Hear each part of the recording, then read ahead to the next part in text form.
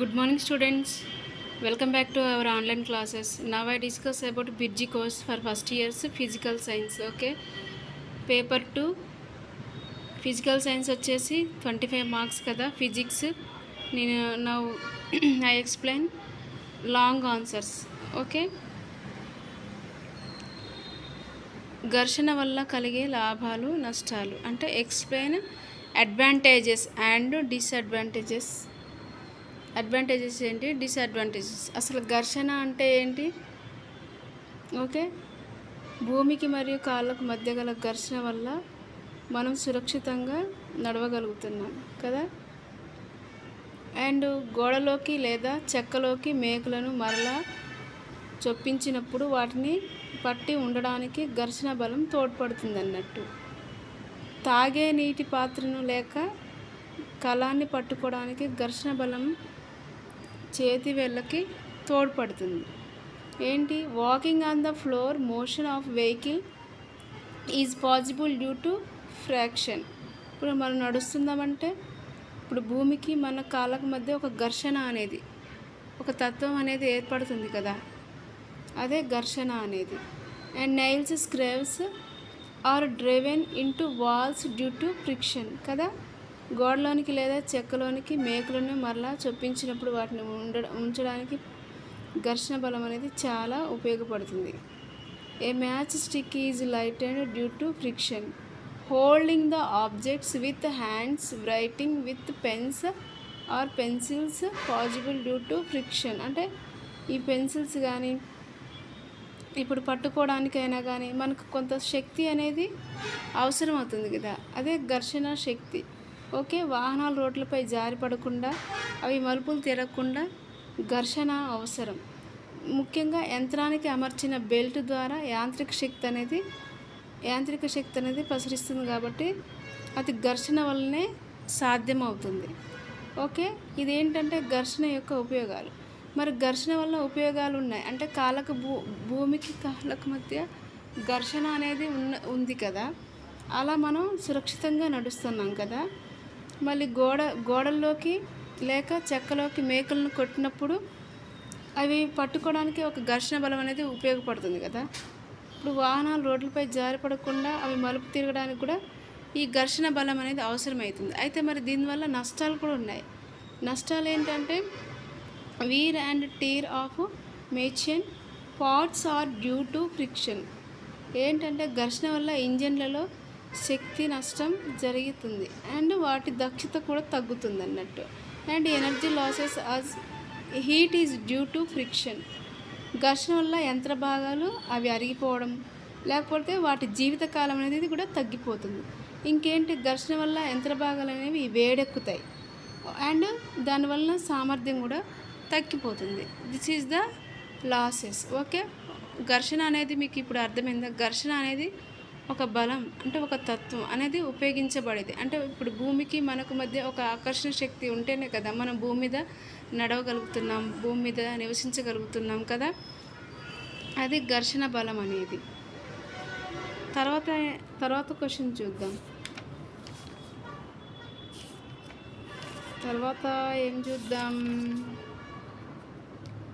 తర్వాత ఏముంది, స్థితిజ శక్తి అంటే ఏమిటి, గురుత్వ స్థితిజ శక్తికి సమాసాన్ని రాబట్టండి. అసలు స్థితిజ శక్తి అంటే ఏంటంటే పొటెన్షియల్ ఎనర్జీ ఉంటుంది and expression for potential energy కూడా ఉంటుంది. అసలు పొటెన్షియల్ ఎనర్జీ అంటే ఏంటంటే the energy possessed by a body by virtue of its position or state is called potential energy.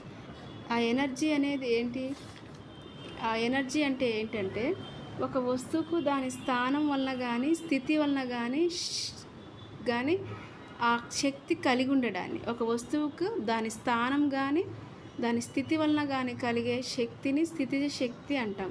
Okay, అది తర్వాత దానికి ఉదాహరణకి ఏం చెప్పొచ్చు అంటే ఎత్తున ఉన్న ఒక రిజర్వాయర్లో నిల్వ ఉన్న నీటి గల శక్తి అన్నట్టు. ఒక రిజర్వాయర్ నిల్వ ఉన్న నీరు అనేది దీనికి ఉదాహరణ.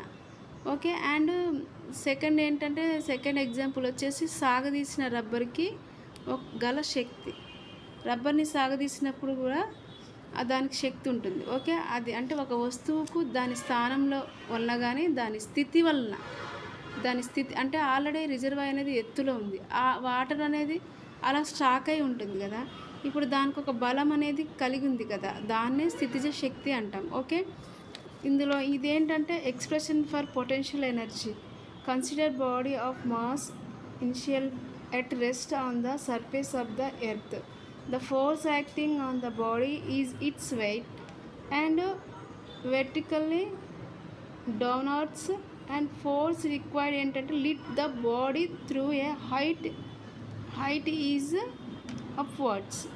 ఆ ఫోర్స్ అనేది ఏంటంటే దీన్ని సమీకరించడం ఎలాగా అంటే, ఎం అంటే ద్రవ్యరాశి గల ఒక వస్తువుని భూపరితలం నుండి అంటే ఎత్తుకు తీసుకొని వెళ్ళడానికి గురుత్వాకర్షణ బలానికి వ్యతిరేకంగా కొంత పని చేయడం అనేది దీని సమీకరణం.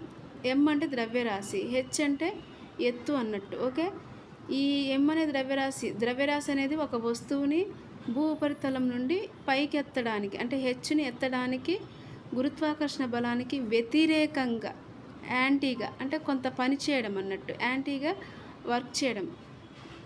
ఆ పని ఆ వస్తువులో స్థితిజ శక్తి నిల్వ ఉంటుందన్నట్టు. గురుత్వాకర్షణ బలం వచ్చేసి ఏమంటామంటే F = mg.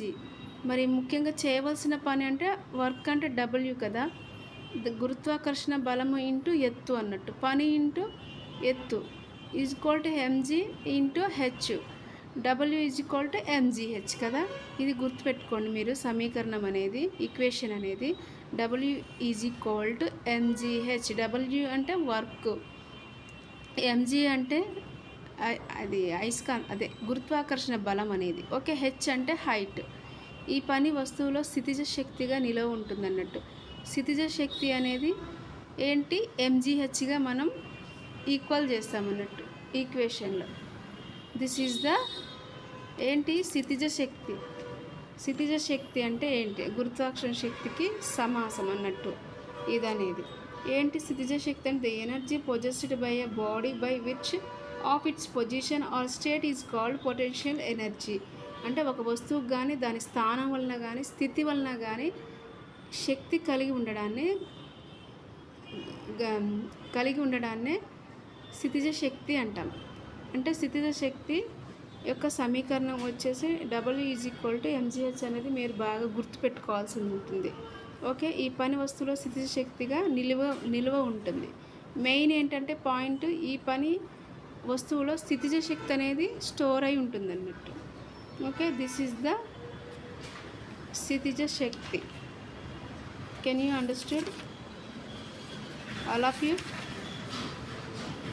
Can you understand? Next వచ్చేసి నెక్స్ట్ క్వశ్చన్ చూద్దాం. పలాయన వడి అంటే ఏమిటి, దానికి సమీకరణం. అసలు పలాయన వడి అంటే ఏంటంటే ఒక వస్తువుని భూమి గురుత్వాకర్షణకు దిగమించి తప్పించుకొని పోవడానికి ఎంత కనీస వేగంతో ప్రక్షిప్తం చేయాలో ఆ వేగాన్ని పలాయన వేగం అంటారు.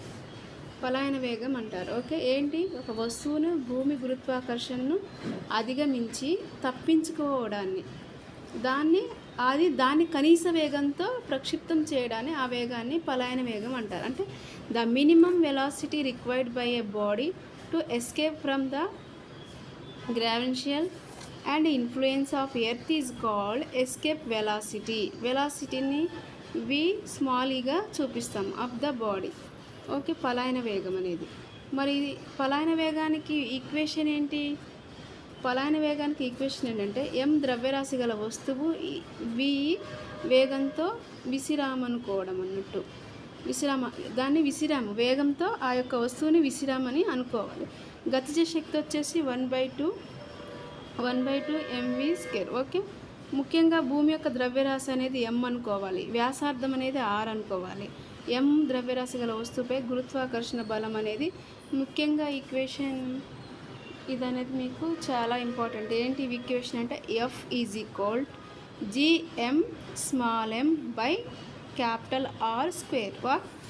F = gm/r². This is the భూమి ద్రవ్యరాశి వ్యాసార్థం అయిన ద్రవ్యరాశి గల వస్తువుపై గురుత్వాకర్షణ బలం అన్నట్టు. గురుత్వ స్థితిజ శక్తి ఈజ్ ఈక్వల్ టు వస్తువు మీద జరిగిన పని అని అర్థం. ఏంటంటే గురుత్వ స్థితిజ శక్తి ఈజ్ ఈక్వల్ టు వస్తువు మీద జరిగిన పని అంటే గ్రావిన్షియల్ పొటెన్షియల్ ఎనర్జీ అని అర్థం.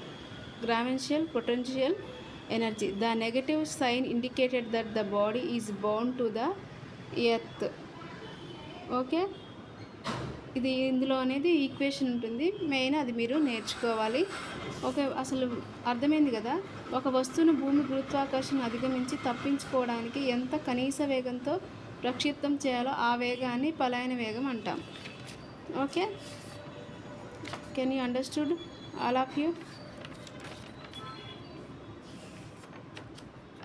మీరు నేను చెప్పేవి కొంత నోట్స్ రాసుకొని కొంత అవగాహన చేసుకోండి, అర్థం చేసుకొని అట్లీస్ట్ ఒక 2-3 పాయింట్స్ అయినా మీరు రాయగలగాలి.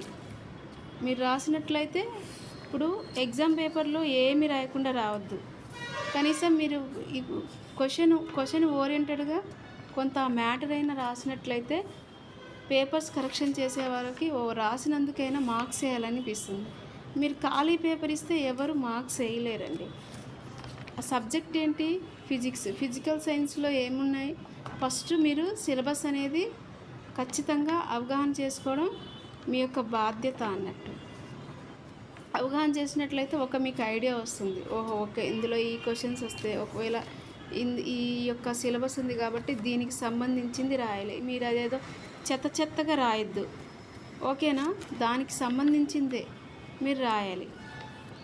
Okay, all of you, bye, all the best.